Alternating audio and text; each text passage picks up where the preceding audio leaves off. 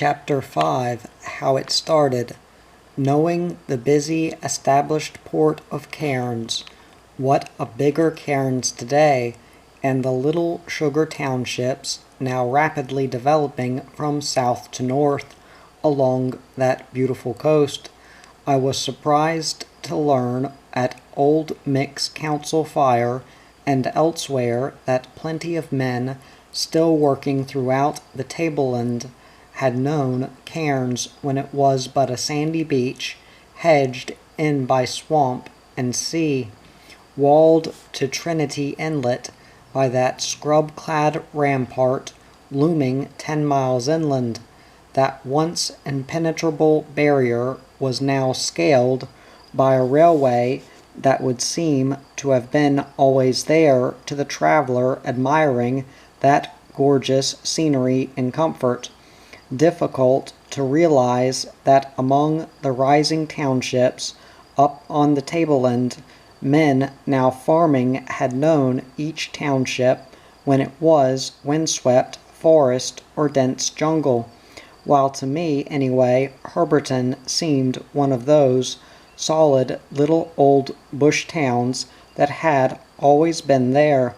True, it had been the first on the tableland to develop into a town, even though the railway had arrived only a few months ago, and beyond was still a wilderness of scrub and forest. With what speed were those forests now to fall into farmlands?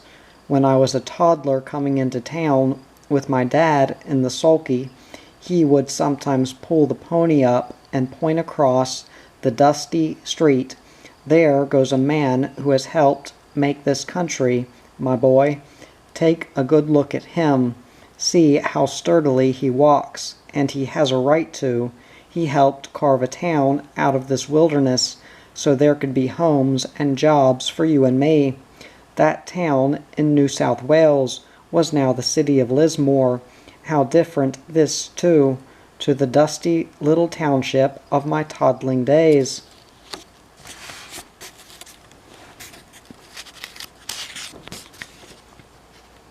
Dad had similarly pointed out to me pathfinders, timber finders, land finders, water finders, mineral finders, engineers, men who have done things, my boy, in Tenterfield, Tamworth, and Broken Hill. Probably that was why now I took keen interest in the pathfinders of this, to me, new country.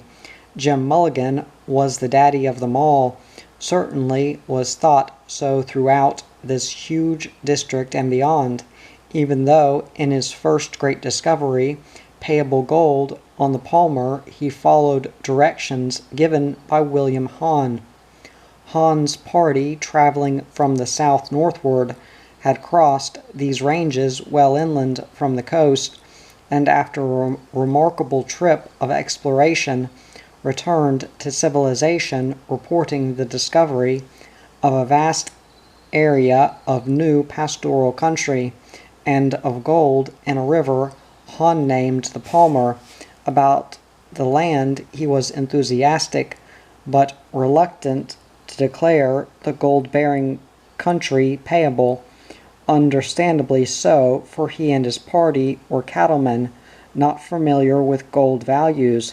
A rush to that utterly isolated, unexplored wilderness would mean that many inexperienced men must perish, and others would be killed by the blacks and fever should gold not be found in payable quantities, as an inducement to teamsters and storekeepers to hurry there with supplies.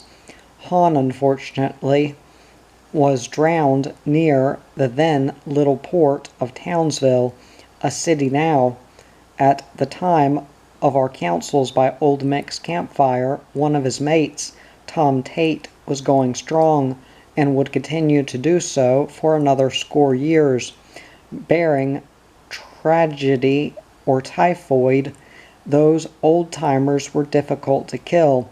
Old Ned Troughton, one of the earliest of the Palmer carriers, was still working like a Trojan and enjoying it, and he had a good many years to go yet before crossing the last divide at Mariba at the age of 104. Mulligan then had recently gone west at Mount Malloy. Mulligan's second name was James Venture Mulligan.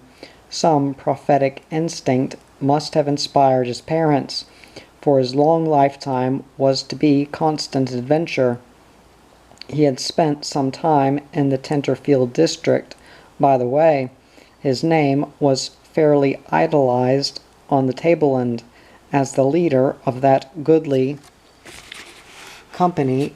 John Atherton, Jack and Newell, Oswald Moslin, Bill Smith, Douglas, Offhort, James Robson, Joss and Brandon, Sub-Inspector Johnston, Warner, and Christy Palmerston. There were plenty of others, a little host of men who did a mighty good job back of Cairns. According to the many who knew him, James Mulligan was a very likable man, who smiled easily, blessed with a quiet humor, a shrewd thinker. He could listen and weigh matters out, and still not be unnecessarily abrupt with the inevitable know-all. As a leader, he was an excellent bushman, as all such adventurers must be, possessing a stubborn streak of persistence, tempered by a quiet thoughtfulness, which many a time helped him overcome seemingly insuperable obstacles. His mates would follow him anywhere without question. The best of bushmen would give anything to be chosen as a member of a Mulligan party. William Hahn, before his discovery of the Palmer River, had proved himself as a responsible leader in this unexplored bush.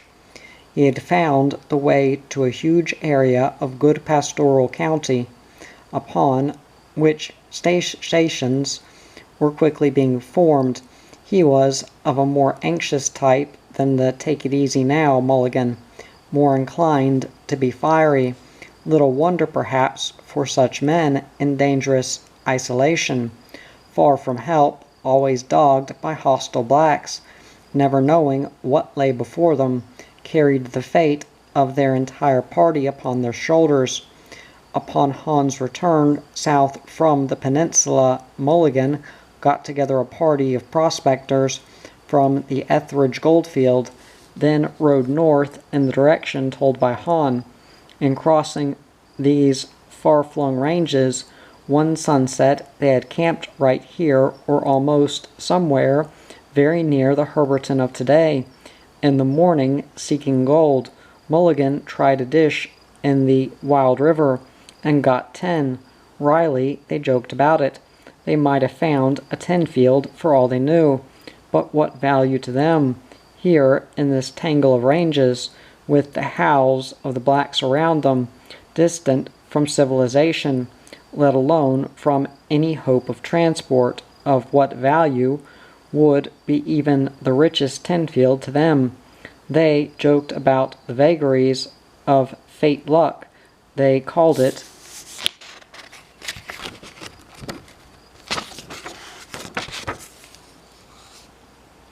over breakfast with a wary eye to their horses, weapons ready beside them.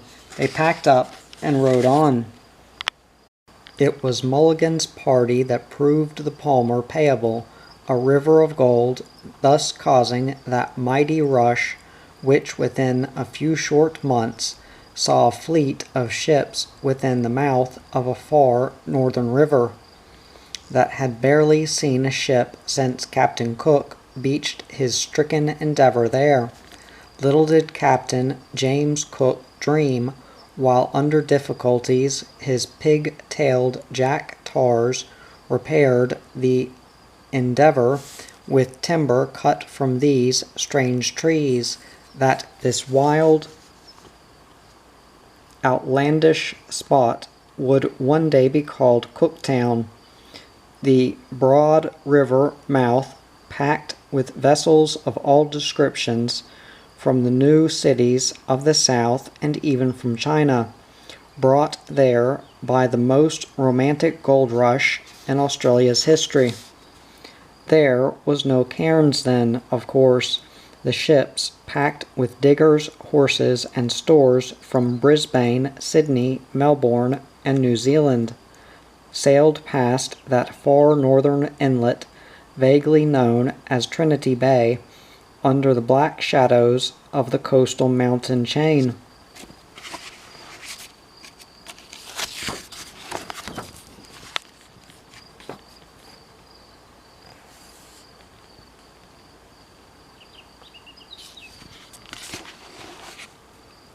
At the Endeavour River mouth, stores and horses and wagons were landed, and from there men could trudge overland to the Discovery.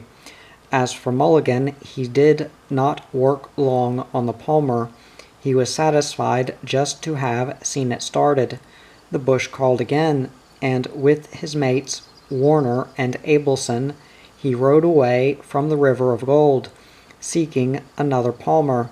He found it 3 years later, the Hodgkinson. It was not as rich as the Palmer, but proved a valuable goldfield for all that. And thus, actually, he was born Cairns, and in great degree the eventual opening up of the country back of Cairns. But it was to be a long, heartbreaking struggle before Cairns would come into its own. Men rushed the new find in droves from the Palmer, hurrying south, heedless that they were leaving gold behind them. Meanwhile, from the distant south, Etheridge men rode north, others trudging doggedly on foot, carrying tools and guns and what tucker they could stagger under. And in those many dry gullies to cross some left their bones. Right on the heels of the prospectors rode the pioneer cattlemen.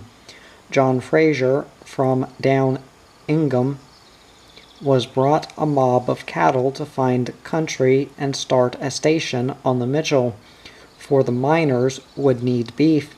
A few months later, John Atherton, with all his family, was on the gold diggers' tracks to turn east and find good country, which would soon be called Mariba. To the miners came the ever-serious question of transport. Gleefully, Cooktown declared itself the one and only port of access, and it was so then too. Ships from 2,000 miles away and more sailed for Cooktown, loaded with stores for both gold fields.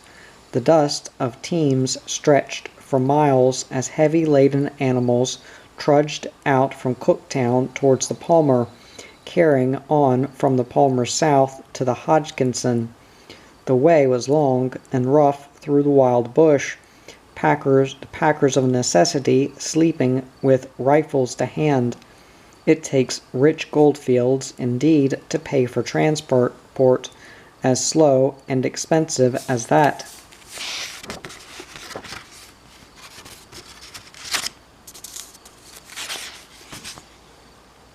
Actually, after the Palmer, the Hodgkinson was the real spur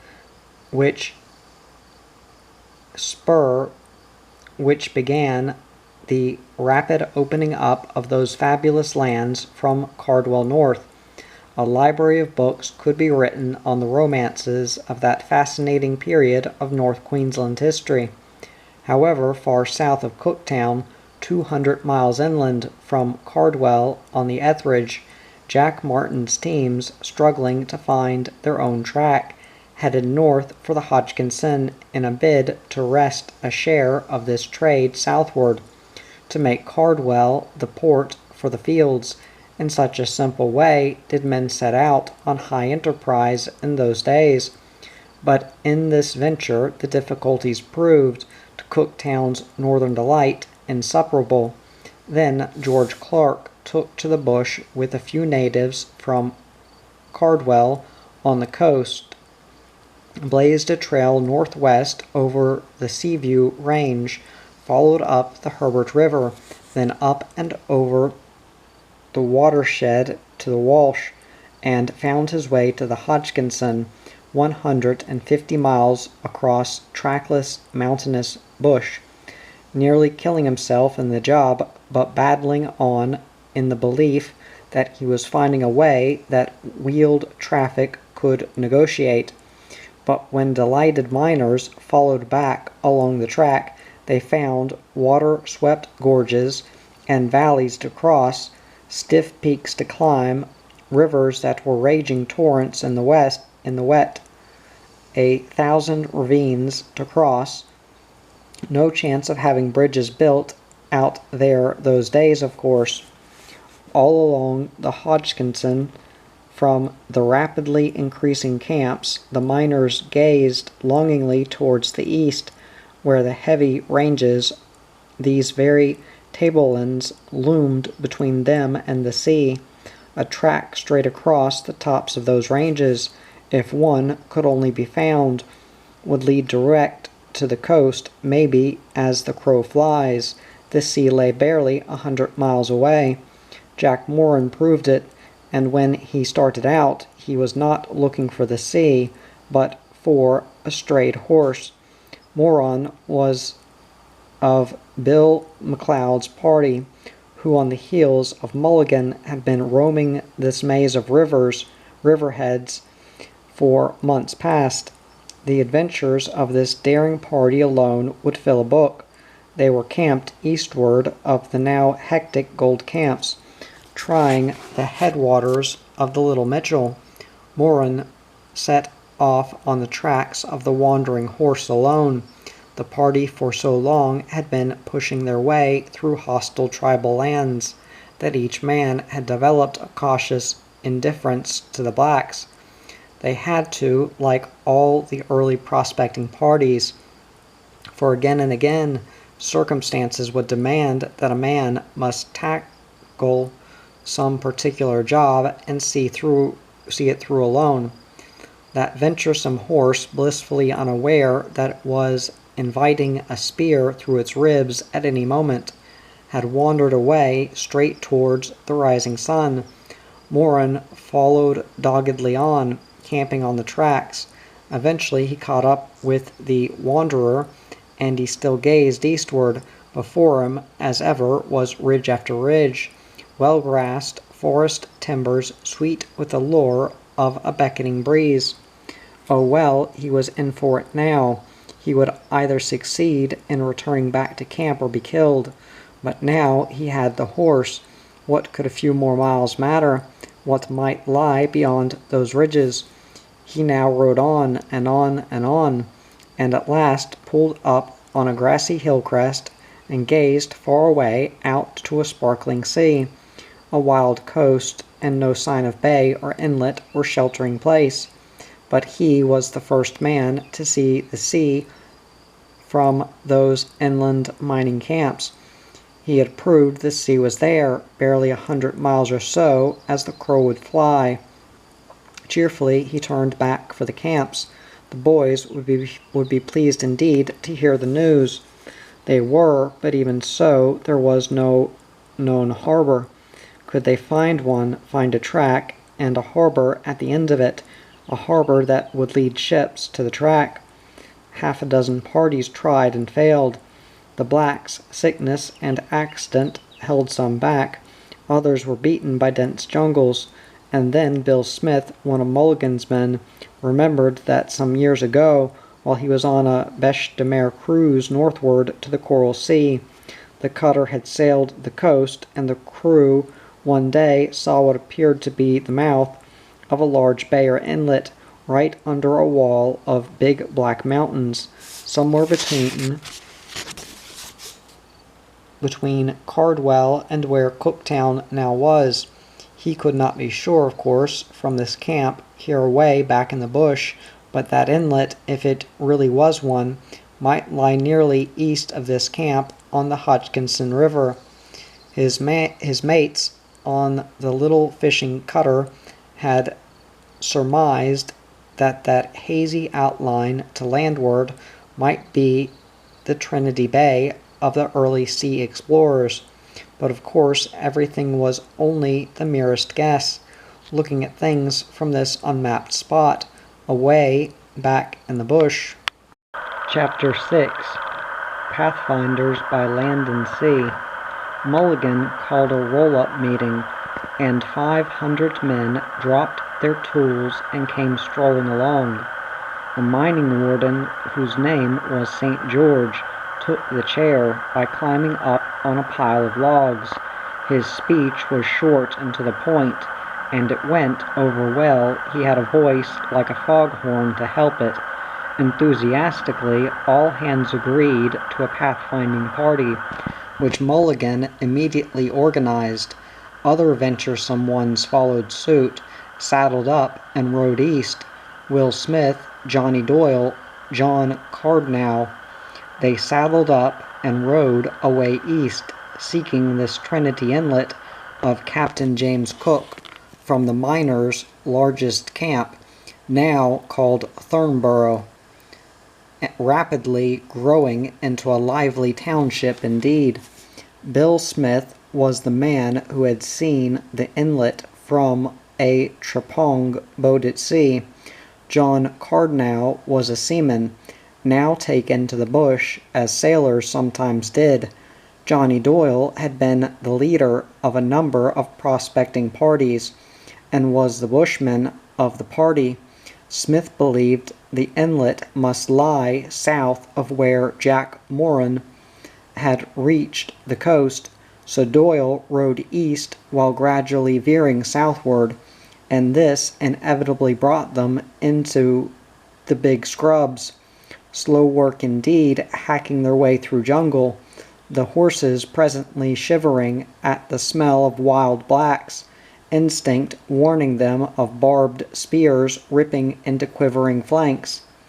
Well, indeed, the horses of those days knew the smell of the wild men. Yes, a slow job, one man chopping a path ahead while the others stood by the terrified horses, with guns ready, a nerve-wracking job, hemmed in by dense vegetation and the unknown. Finally, they were blocked within the heart of a big scrub when Cardnow went down with fever. After enduring so much, John Doyle determined to make one last desperate effort to push through for at least a glimpse of the sea. They rigged this last camp for defense. Then Doyle crept away alone, expecting a spear in his back at any moment. He pushed cautiously on, praying for forest sunlight to break through the gloom of the scrub.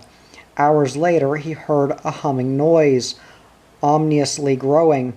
Setting his teeth, he still pushed on, certain that the sound was made by the bull roars of the natives in triumphant corroboree. But the humming steadily grew into a deep murmur. Now and then, as he paused, he thought he caught a faint rumble or thunder seeping through the jungle. The time came when he stepped out of the scrub into brilliant sunlight and the surprising sight of a swiftly flowing river almost at his feet, and there was no doubt now of a thunder. Walking quickly on, now in open forest country, straight into the risen sun, in the heaven of delight to see all he could as quickly as he could, and presently he saw and heard plenty, the river swiftly surging by in its black rocky bed, and ahead clouds of glistening spray rising, and from them came a thunderous roar. At last he stood by the edge of the great waterfall, staring in awe down along the gorge, and away out beyond to sunlight, sparkling on the distant waters of Trinity Inlet. Thus, as a graybeard John Doyle delighted to tell how he first saw the Baron hurtling over into the gorge, where Coronda now stands. Other parties found that tangle of range and river heads hard going, and most were finally blocked by the great rain forests that were impenetrable to horses and to all but a few of the best bushmen. Bill Smith made several attempts getting close enough to the edge of the range to recognize the distant waters of Trinity Inlet, which misty sight sent him into the seventh heaven of delight, for it proved he had not led the Hodgkinson men astray.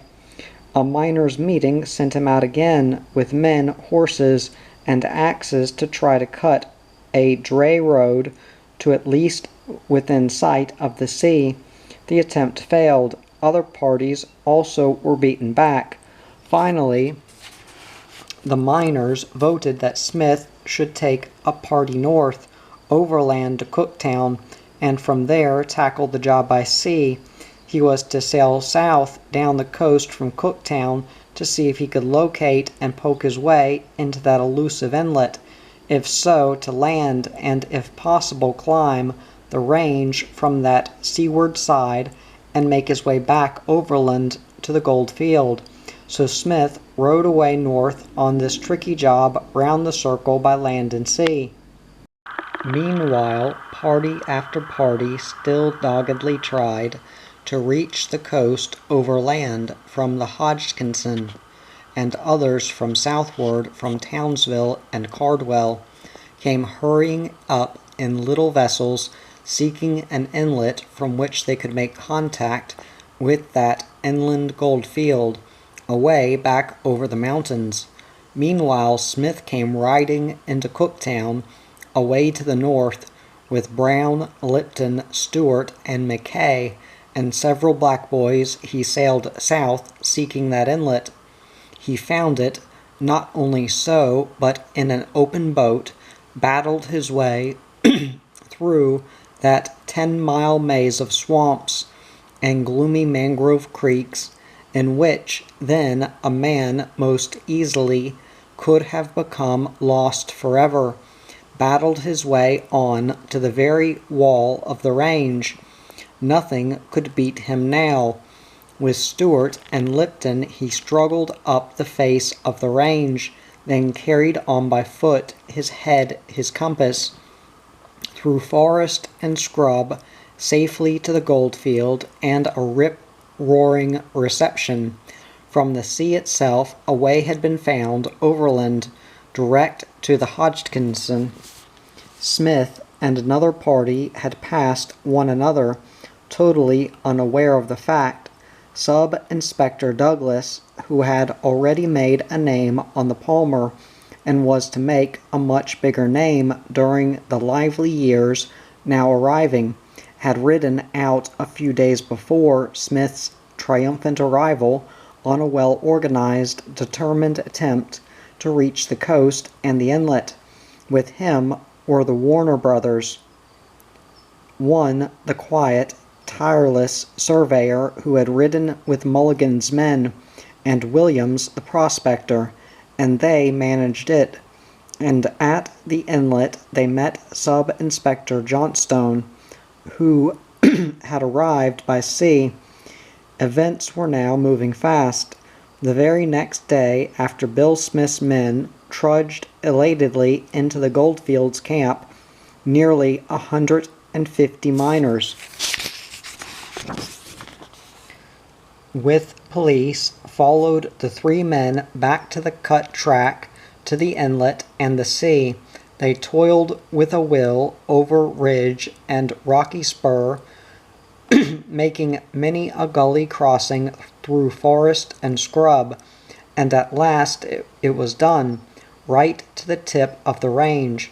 A miner drew a long breath, then solemn declared to all and sundry, "Stone the crows, our flaming horses will have to sprout wings." He was standing there gazing from the jungle edge, the black mouth of a leafy tunnel where they had cut the road through the jungle. Land and sea stretched out and away, a beautiful sight, but he saw the edge of a precipice that dropped almost sheer to the flat country 1,000 feet and more below. Two men stepped beside the flabbergasted one. "Phew," one exclaimed, "a mountain goat could hardly get down there, let alone a pack horse. They managed it by the skin of their teeth, but it was overwhelmingly obvious that no wheeled traffic would ever travel by this track, either up or down, not by Sub-Inspector Douglas's track either." Meanwhile, during these hectic months, considerable gold had been won along the Hodgkinson. 3 rough and ready mining townships, Thornborough, Kingsborough, and Northcote, had sprung up, with camps growing all along the river.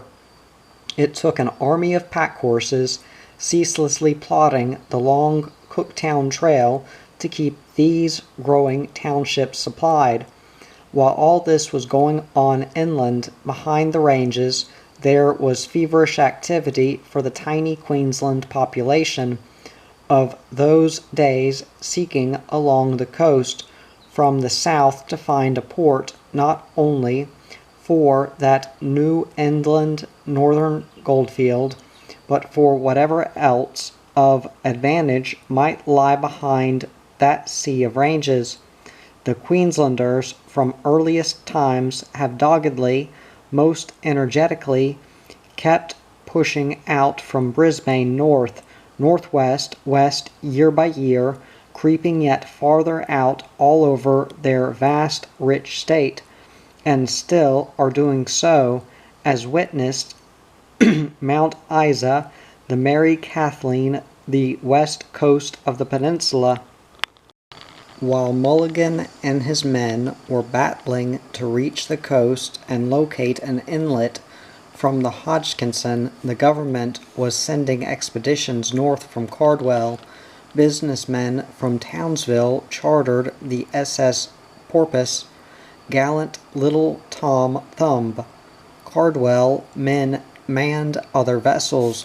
Away north at Cooktown, tiny vessels came sailing south in this race to seek a new port to tap inland wealth that as yet was not even proved. It was only believed in, but so much so that a man and his wife and baby, the Kaufmans, sailed in an open boat from Cooktown to grasp what the gods might provide. Happily, their guardian angel sailed with them, for the porpoise, by the merest chance, picked them up at their last gasp near Cape Grafton. Strong parties of enterprising police sailed in the pilot boat from Cardwell, destined to do great work in exploring the new inlet between sea and range, and in helping to lay the camp which by now has grown into the city of Cairns. These and other parties, months before, had been stirred into a very fever of activity, when news had drifted through that the first bushman from the goldfield had actually penetrated to the lip of the range, had seen a big inlet giving access by sea, and that several had actually scrambled down the face of the range. Once the seaward parties had sailed into the mouth of Trinity Inlet, the 10-mile maze of swamps, mangrove creeks, and jungle still barred their way to the range, while they were continually dogged by wild blacks. Party after party tried by foot and horse and boat, before men from inland and sea finally met and a track was cut right to the Barren Falls, just as Sub-Inspectors Johnstone and Townshend found the outlet of the Barren, named it, and sailed up it to near the falls. From then on all was plain sailing, so far as a water traffic was concerned. Small vessels could sail up the Barren itself to near the foot of the range. Within a week, There was a settlement of miners at Smith's Landing, below the falls, immediately named Smithfield, while another settlement of sunlit tents on the beach way back by Trinity Inlet marked the birth of Cairns, whose swaddling clothes would be calico, swiftly developed into bark and slab huts, rapidly advancing as ships came from the south with building materials. Many would be the trials and tribulations of this eager and energetic camp before it grew into an established port. For though by now men had scaled the heights, never would wheeled traffic ever come down either Smith's or Douglas track. Lightly laden pack horse and mule teams would struggle up and down, but the black wall looming behind the baby port would still hold back the secrets of the tableland. 12 months later, the rapidly growing Cairns fairly buzzed with excitement, tinged with dismay. Christy Palmerston and his mate Leighton had found a way from the Hodgkinson goldfield to the coast which they said could be made into a dray road. A strong party of miners had followed their tracks and were now camped on a beach at a place they'd named White Cliffs, some 30 miles north, but they had failed to find a port there, and baby Cairns breathed again. But little vessels sailed north from Cairns, eagerly seeking an anchorage, for a wheeled track inland was big news indeed, bigger news even than the discovery of a new goldfield would be. For what is the good of a goldfield if you cannot supply it with goods? These vessels returned beaten and disappointed. They had seen that party of Hodgkinson miners camped hopefully on a hopeless beach, but still, even by sea, they had found no anchorage.